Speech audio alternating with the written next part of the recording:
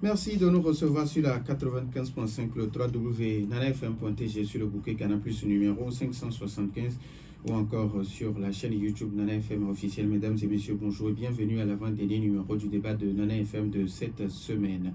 Nous sommes le 19 septembre 2024. Maladie éphémère et phénomène manifestation spirituelle, il échappe à une définition précise, pourtant il demeure bien précis dans la société africaine d'aujourd'hui, suscitant à la fois fascination et perplexité. Au Togo, la commensalité des rivaux ou encore à leur pli en éveil reste insaisissable et tue des jeunes gens en silence. C'est l'un des interdits les plus connus de nos traditions qui toutefois continue pas faire des ravages d'après un constat général. Quelles sont ses causes et ses conséquences? Comment se manifeste-t-il? A-t-il une explication scientifique et rationnelle? Ce sont toutes ces interrogations qui retiennent notre attention pour les 45 prochaines minutes. Et pour en parler, nous recevons sur notre plateau Togui Dagwan Aïvo. Togui, bonjour. Bonjour. Alors, merci d'avoir accepté notre invitation et venir répondre aux questions de nos auditeurs. Tout le plaisir est pour vous. Les auditeurs, vous avez donc la possibilité d'intervenir dans ce débat sur nos deux numéros 91 09 71 71 ou le 96 61 58 58, mais à partir de 7h35 minutes. Je m'appelle Norbert Touradi et Nestor Glo assure la mise en onde. Une fois encore, merci pour votre fidélité d'écoute à Nana FM et bienvenue au débat de Nana FM. Alors, Toby, quand parle-t-on de commensalité entre deux hommes?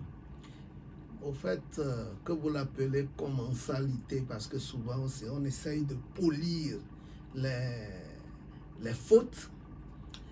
Moi, je parle plutôt d'incompatibilité spirituelle.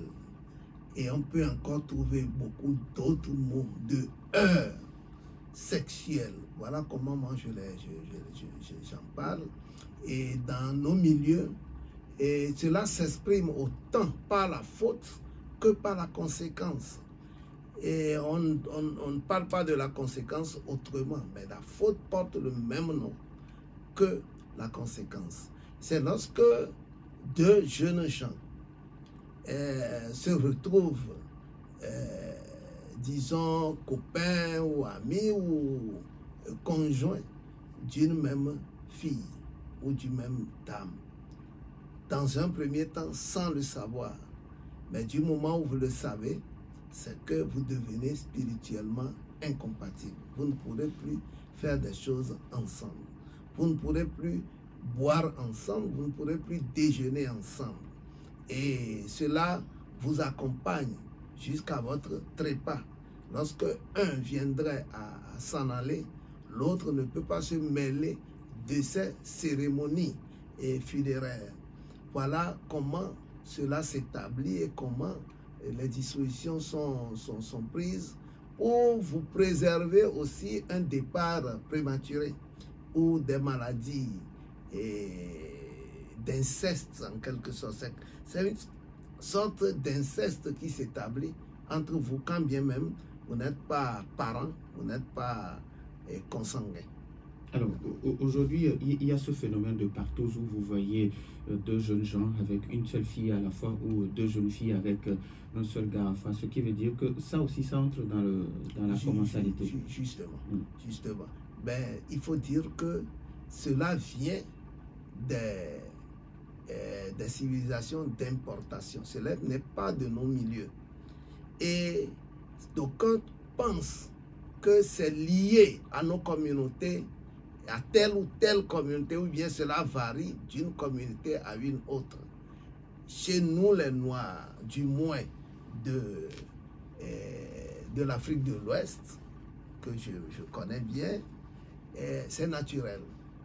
Qu'on ait fait des cérémonies dans telle ou telle maison, généralement la nature même règle les choses et parfois cela arrive de façon inaperçue. Les gens ne se rendent pas compte que la maladie dont ils souffrent est liée à tel comportement et déplacé dans le temps. La plupart du temps, c'est ce qui arrive. Les gens sont méconnaissants de ce qui les affecte. Et un homme averti, nous autres, nous pourrons déceler et dire, ah, attention, vous aviez peut-être eu tel comportement vis-à-vis de tel autre, à votre insu. Et c'est comme ça que cela se traduit. Et généralement, la maladie liée à cette commensalité se manifeste par des hoquets, pas de l'insuffisance respiratoire. Et c'est ça qui importe finalement. Et lorsque, par exemple, vous parlez d'insuffisance respiratoire ou de grippe, grippe sévère, généralement, c'est des cas des maladies liées à ces comportements du genre. Et c'est pour cela que en Europe, surtout en saison froide, ces maladies-là se manifestent à grande échelle. Parce que je ne pense pas qu'ils sont enclins à observer du recul par rapport à ces comportements. Et parce que généralement, dans ces civilisations dites évoluées, il se passe de beaucoup d'interdits. Et leur comportement est libertin, généralement. Et c'est tout ce qu'ils veulent ou ils désirent qu'ils font. Alors que la nature même a réglé les comportements. Liberté, ce n'est pas libertinage. On ne doit pas se comporter comme des animaux. Mais je peux vous dire aussi que parmi les animaux, il y a également cette restriction. Lorsque, par exemple, deux animaux d'une même femelle s'accouplent, la première génération d'enfants et de progéniture peut demeurer. Mais la seconde génération est taxée de maladies, et généralement de grippe, que vous l'appelez, pour certains animaux, grippe aviaire ou pas, mais est-il que c'est lié à ce genre de comportement. C'est pourquoi, dans nos milieux, dès que vous créez une ferme, il faut rapidement faire le sexage en quelque sorte. Les progénitures d'une même femelle, vous les séparez pour que ces genres de comportements n'arrivent pas et que finalement vous ayez des maladies intenables par après. Alors, Toby, est-ce que ce phénomène d'incommensalité existe aussi au niveau des femmes ou bien c'est seulement au niveau des hommes? Au fait, pour les femmes, c'est beaucoup plus réduit. Seulement, il faut savoir que vous devenez toujours incompatible sexuellement, et puis vis-à-vis du trépas de l'un ou de l'autre, vous avez un certain nombre de restrictions lors de ces cérémonies. Lorsque vous prenez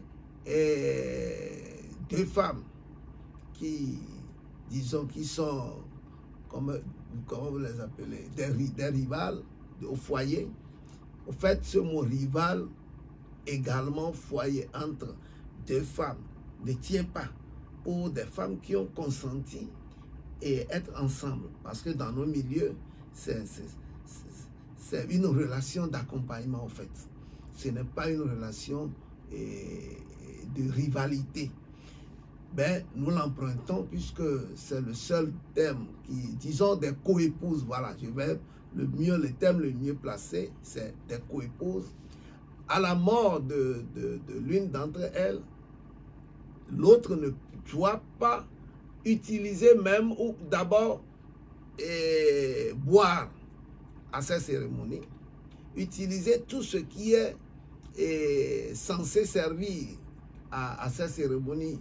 Elle ne doit même pas aller jusqu'à regarder au cercueil de l'autre, ni aller la voir à la chapelle ardente.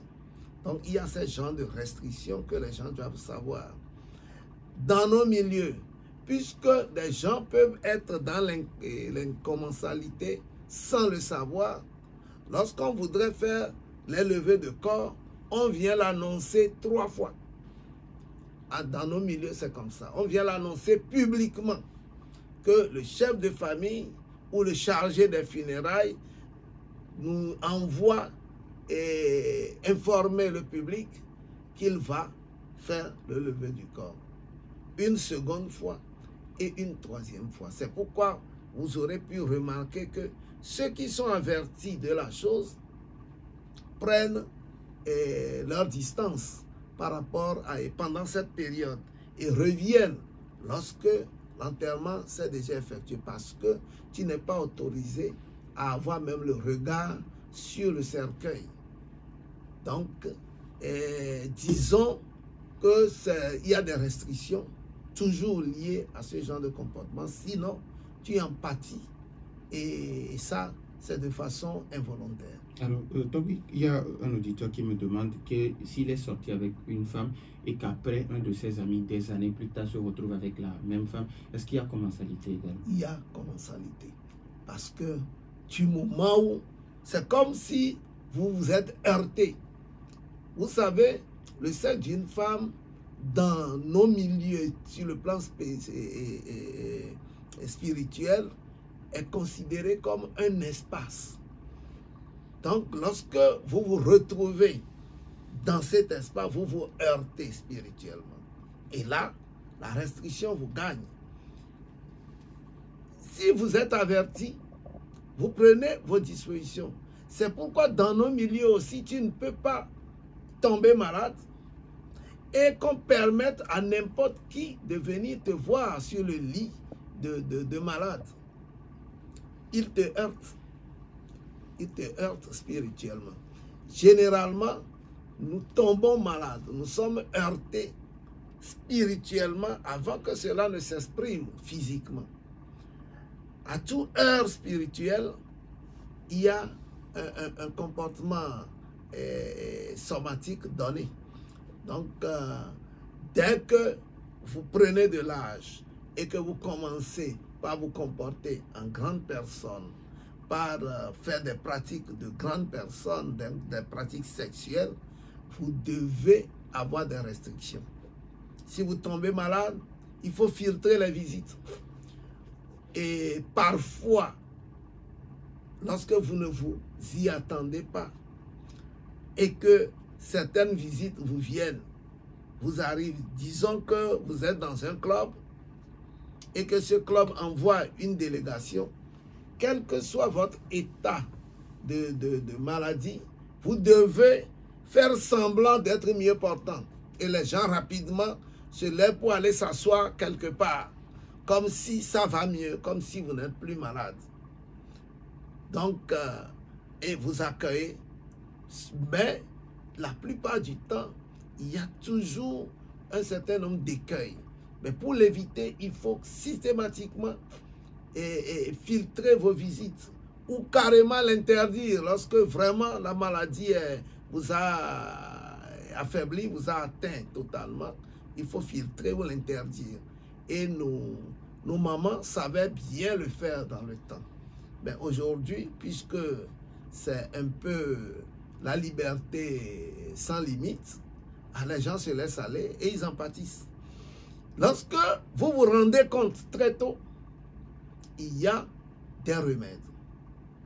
Il y a des remèdes à cet effet.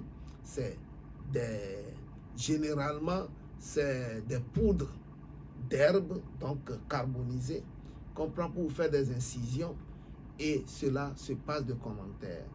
On vous fait avaler quelques quantités et puis on vous fait des incisions au niveau de la main, là où vous pourrez serrer la main à cet incontinent.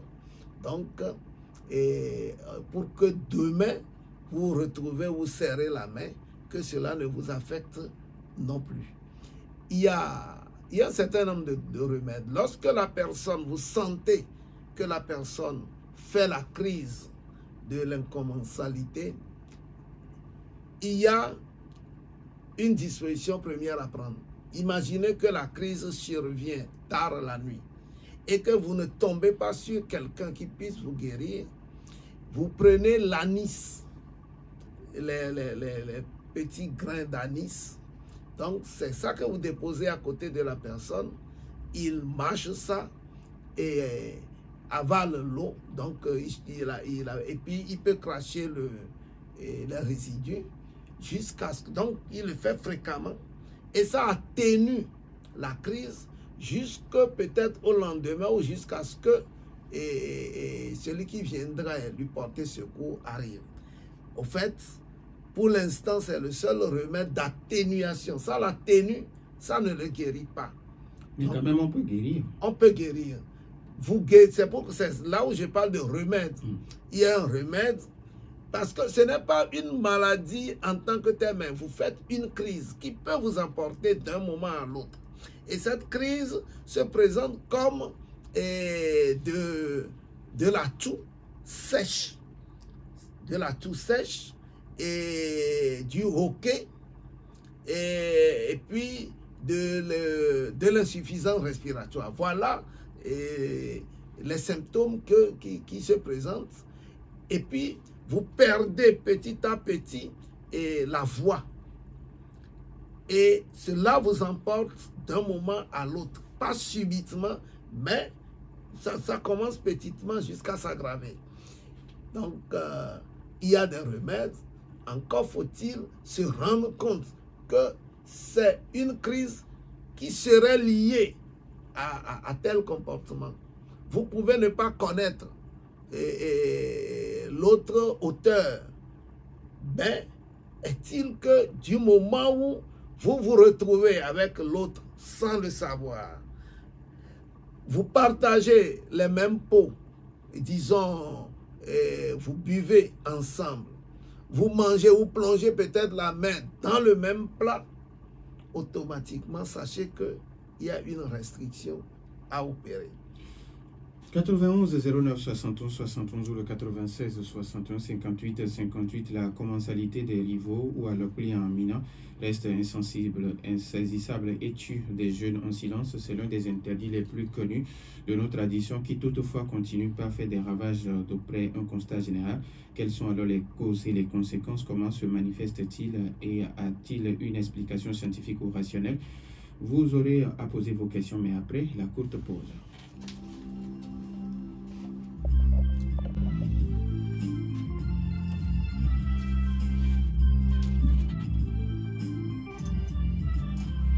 « 91 09 71 71 ou le 96 61 58 58. Nous avons déjà un premier auditeur en ligne. Nana FM, allô? Oui, allô, bonjour. Mas Dalido Gomme, bonjour. Bonjour, Togbe. Bonjour. J'ai deux petites questions. Oui, allez-y. Je voudrais demander à Togbe de me dire enlever ce qui est à Nice. Je ne le retrouve pas. Deuxièmement, souvent ce que nous constatons, c'est que dans les grandes entreprises, on a des cantines, bien des restaurants. Et des fois, les agents fricotent entre eux. Dans ce cas, puisque vous mangez tous dans le même milieu, est-ce que si vous avez fricoté avec une fille ou bien une femme de cette entreprise, quand vous tombez malade, quelle disposition devez-vous prendre? Merci, bonne journée. Merci et bonne journée à vous aussi. 91 09 71 71 ou le 96 61 58 58. La commensalité des rivaux ou encore le client en éveil reste insaisissable et tue des jeunes gens en silence. C'est l'un des interdits les plus connus de nos traditions qui toutefois continue par faire des ravages. Quelles sont les causes et conséquences et comment se manifeste cette maladie? Ce sont les interrogations qui nous réunissent ce matin. 91 09 71 71 ou le 96 61 58 58. Alors, oui, avant que d'autres auditeurs n'appellent, voilà. Vous avez écouté... Je l'ai écouté. Disons d'abord, à Nice, c'est le condiment qu'on appelle en éveil, lui, ce qu'on mettait dans la bouillie du tapioca dans le temps. Ce n'est pas notimeka, c'est différent. Lui, c'est de petits grains qui ressemblent même aux petits milles. Donc, lui. Je crois que je lui ai répondu. Alors, maintenant, lorsque vous êtes en entreprise, et que vous flirtez ensemble, vous fréquentez les mêmes cantines, il faut prendre les dispositions de ne pas boire à la même table, de ne pas tenir le même verre, de ne pas partager le même verre. Or, à la cantine, vous aurez toujours à partager les mêmes verres, quoique lavé ou pas. De ne pas plonger la main dans le même plat. en tout état de cause, sachez que le risque est élevé. Lorsque vous partagez le même espace, le risque est élevé. Alors, en cas de maladie, faites des restrictions. En cas de maladie, évitez que les gens vous visitent. Et s'ils ont de l'affection à vous exprimer, que cela s'exprime par il y a les timonies, hein? Timoni ou move chez nous, et comment on l'appelle, flouze chez nous, c'est de beaux signes d'affection, mais pas personne interposée, parce que celui avec qui vous êtes incompatible ne doit pas normalement vous envoyer de l'argent, vous acheter à manger, ainsi de suite. Autant il ne peut pas venir à votre chevet, autant il ne peut pas contribuer pour votre guérison. Ça va vous emporter. Et je voudrais aussi mettre le distinguo entre Alokli et puis Afodogbe. Quoique les deux se manifestent à la fin par les mêmes crises, presque. Mais c'est des choses également, des comportements différents. Il faut y mettre le distinguo. Mais sachez que les deux se manifestent à la fin, presque par les mêmes symptômes, les mêmes crises qui vous emportent. Nous avons un autre auditeur en ligne. FM, allô? Oui, allô? Oui, bonjour Pélé. Bonjour. Ok, allez-y, on vous écoute. Elle a tché. Bon, le terme, je n'ai pas bien saisi quand même. Nous parlons de la commensalité des époux encore à leur pli Amina. Ah, le pli Amina. Donc, je pense que ça, là, c'est important. Et qu'est-ce qu'on peut dire alors? Est-ce que même nos langues, même, on les maîtrise? Nos langues internationales, à tourner ça en français, est-ce qu'on les maîtrise? C'est ça qui est important. Parce que lorsque nous ne pouvons pas avoir notre dictionnaire pour savoir la signification automatique de nos mots, ça c'est difficile. Si nous allons rentrer seulement à l'école, pour aller à l'école à l'âge de 7 ans, bon, aujourd'hui c'est 3 ans. Moi, à l'époque, à 8 ans, vous allez aller. C'est à partir de là que vous allez commencer. Maintenant, si à 3 ans, des enfants même qui ne maîtrisent pas leur langue, qui ne savent même pas, leurs parents ne savent pas ce qu'on dit ça, comment on peut aller jusqu'au fond, qu'on peut aller apprendre une autre langue? Et comme on vous dit que nous qui ne pas parler Allô? une langue. Oui. Bonjour. L'expression, ce qu'on vous a dit, c'est la base. Il faut qu'on comprenne bien nos langues d'abord. Si nous n'avons pas ça là, comment on peut faire des choses? Moi, je ne fais pas dédier le débat, mais c'est ça qui est important pour moi. Merci. Comment instaurer notre dictionnaire. Merci beaucoup. 91 09 71 71 ou le 96 61 58 58. Alors, au fait, ce n'est pas une question d'école, mais c'est une question de tradition, d'éducation. Celui qui est bien éduqué est bien averti de ce comportement-là. Et bien, lorsqu'il est dévoyé, alors c'est que l'éducation lui aurait raté. Et puis, il faut avoir la maîtrise de soi. Il faut avoir une personnalité qui trie entre les divers comportements, les diverses pratiques. Tu peux avoir beau fréquenter, obtenir de grands diplômes. Lorsque tu n'as pas une personnalité authentique, tu vas aller à volo.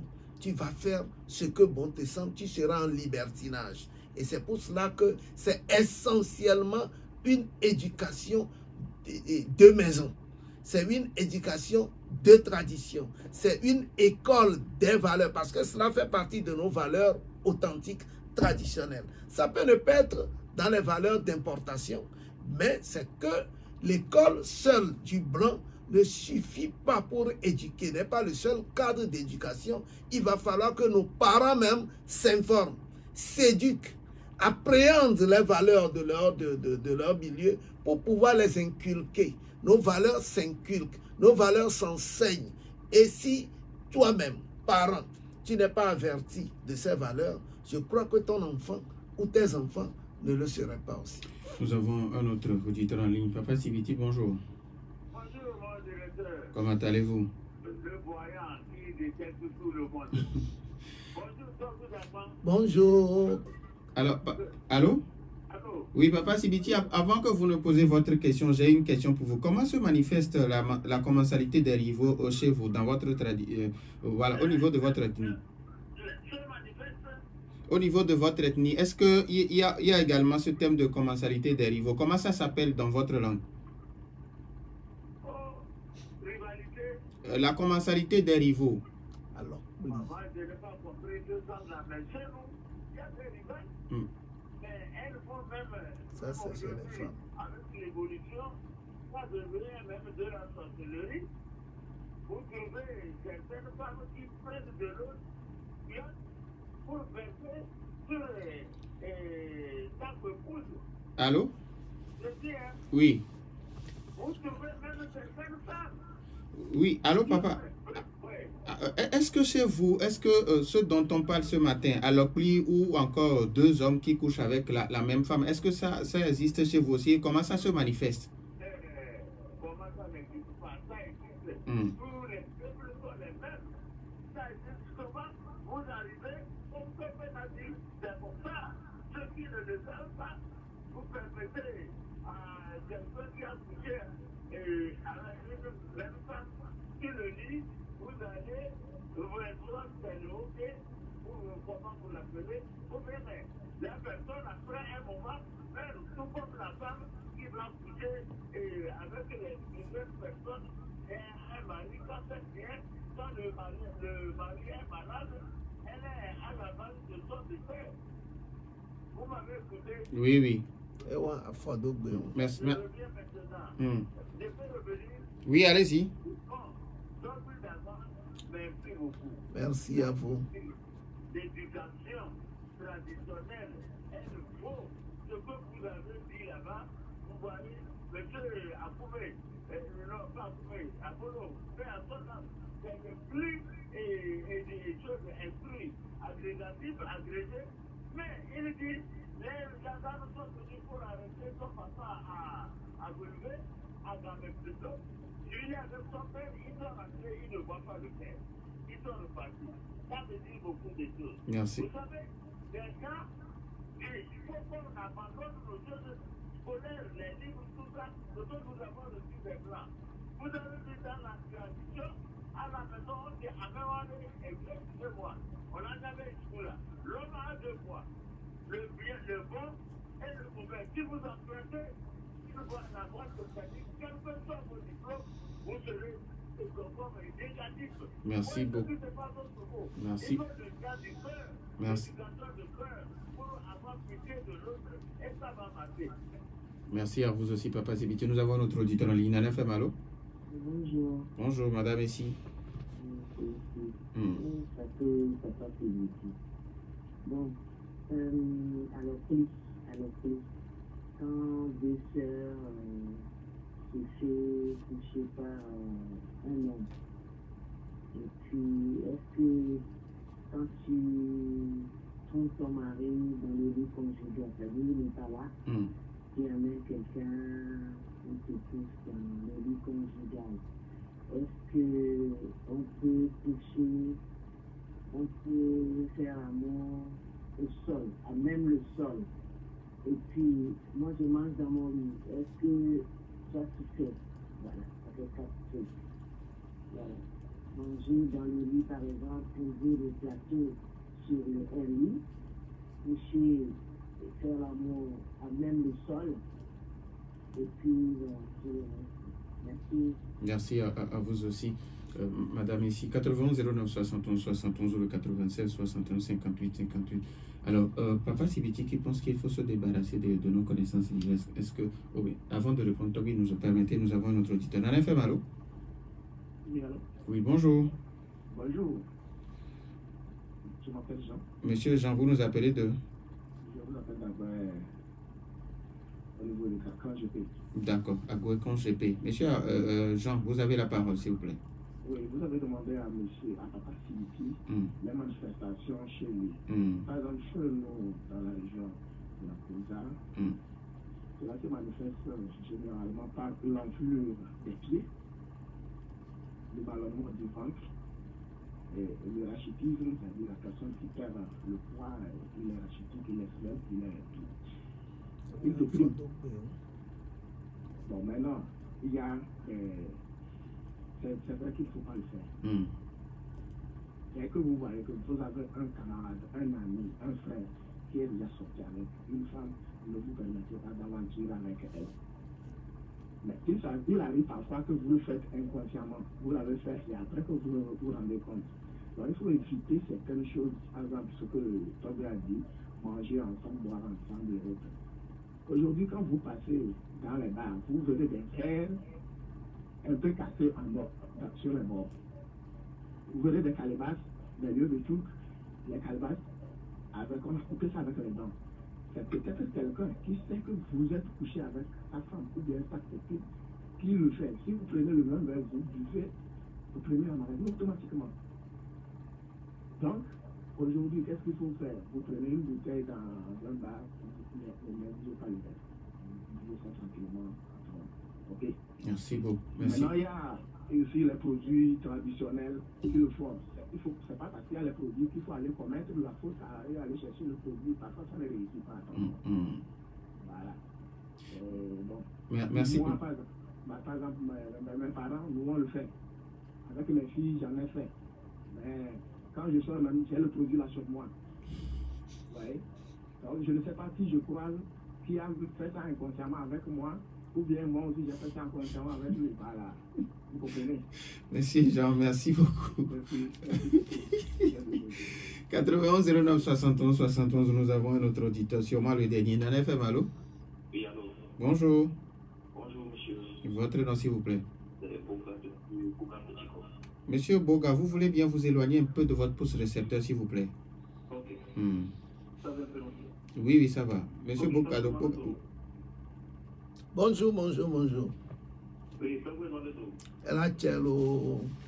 Ok, je viens de vous écouter pour des choses concernant ma transition, mais j'ai une question juste à vous poser. Je ne sais pas si c'est possible. Non, allez-y. Ok, donc oui, j'aimerais savoir, est-ce qu'il est normal d'abandonner son lit conjugal à sa belle-mère juste parce qu'elle vous a rendu visite? Parce que certains le font. Je me demande si ça n'a pas d'effet. Et ma deuxième question, bon, je sais que ce n'est pas bien citadé dans ce thème, mais j'aimerais le savoir aussi.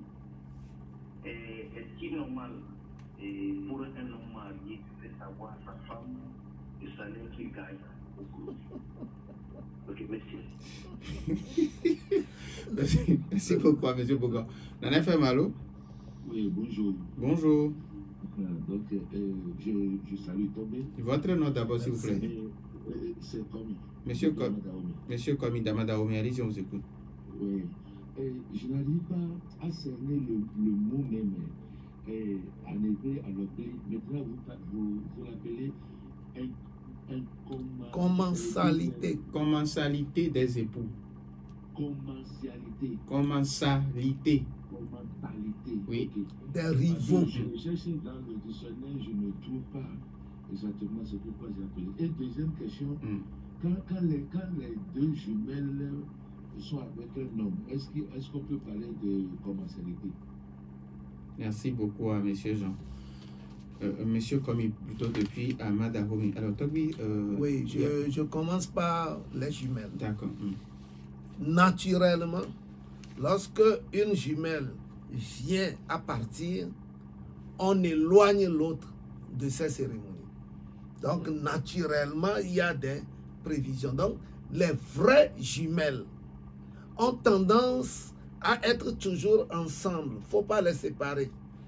Les jumelles, chez nous, on appelle jumelles de même arbre, ont toujours tendance à être toujours ensemble. Et cela arrive qu'elles prennent un seul et même époux. Cela arrive même dans nos milieux.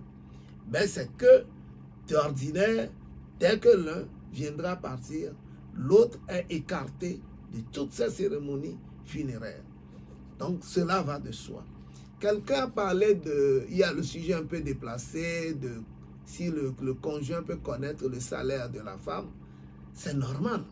Même si vous êtes amis, vous pourrez connaître vos salaires. Mais le tout dépend des relations qui vous lient, des relations de confidentialité ou de confiance qui vous lient. Donc on ne peut pas en faire une règle. Il demande également, est-ce qu'on peut laisser son lit conjugal à sa belle-mère? Bon, la belle-mère n'a rien d'incompatible avec vous. Mais vous ne pourrez pas laisser votre lit conjugal à un ami, à un frère, et revenir ensuite. Parce que s'il arrive que ton frère couche avec une autre dame là-dessus, il y a incompatibilité. Je dirais même il y a incontinence avec ce lit-là. Dans tous les cas, le lit conjugal, le tout dépend de comment vous le préparez avant de s'y coucher. Lorsque vous le rendez sacré, il faut alors lui accorder tous les soins possibles. Mais vous ne pourrez pas passer votre lit à un ami. S'il couche là-dessus, ça vous affecte, vous deux. Et généralement, c'est les femmes qui en pâtissent d'abord.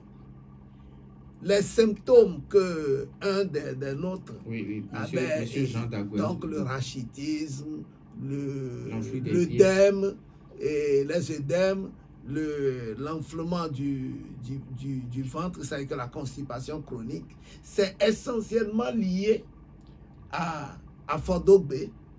Fodogbe, c'est la faute des femmes. Et souvent, c'est les hommes qui en pâtissent généralement.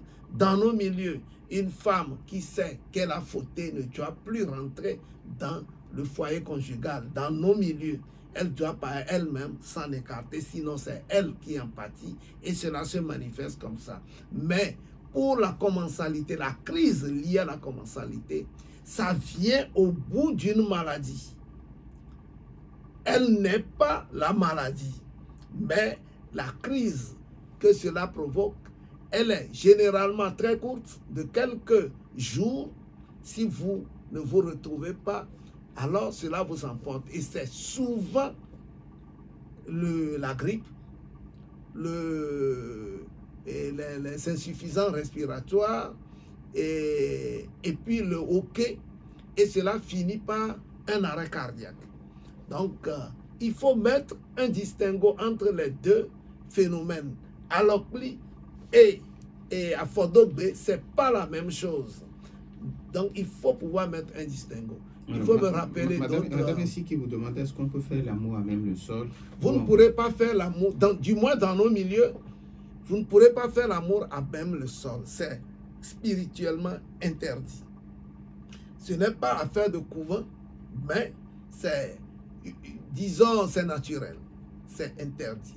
Nous ne faisons pas l'amour debout non plus. Les pieds au sol, les pieds à terre.